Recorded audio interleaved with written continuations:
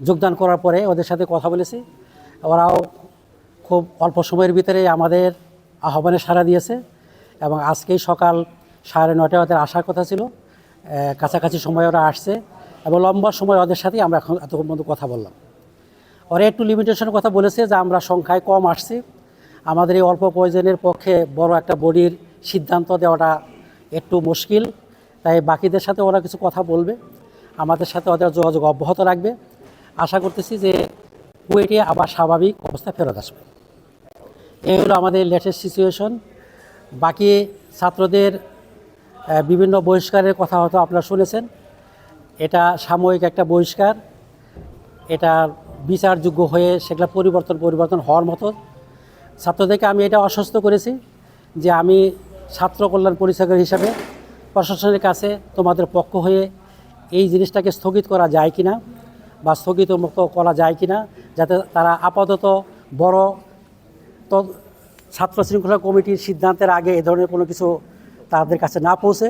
তো এই ব্যাপারে আমি তাদেরকে আশ্বস্ত করেছি যে আমি এই ব্যাপারে প্রশাসনের সাথে কথা বলতে পারি। এখানে বিচারের সিস্টেম হলো, একটা ছাত্র শৃঙ্খলা কমিটি আছে, তারা ছাত্রদের যদি কোনো দোষ পাওয়া যায় তদন্তের মাধ্যমে তাদেরকে একটা চিঠি দেওয়া হয়, কারণ দর্শানোর চিঠি বলা হয় সেটাকে। সেই চিঠিতে তারা যদি সন্তোষজনক জবাব দিতে পারে তারা নির্দোষ, তো অধিকাংশ ক্ষেত্রেই তাদের কোনো শাস্তি হয় না। ছাত্ররা যেহেতু আমাদের সাথে বসছে, এটা ইঙ্গিত করে যে আশু আমাদের একটা সমস্যা সমাধানের দিকে যাচ্ছে। আপনারা জানেন যে 18-19 তারিখে যে ঘটনাটা ঘটছে সেই ঘটনাতে আমাদের স্যারও কিন্তু আহত হয়েছিলেন আর কি। এটা হয়তো অনেকে জানেন না, স্যার কিন্তু সেখানে ইনজুর্ড হয়েছিলেন আর কি। তো স্যার সেই ওদের ব্যথাটা সবচেয়ে বেশি যদি কেউ বোঝে স্যারই বুঝবেন।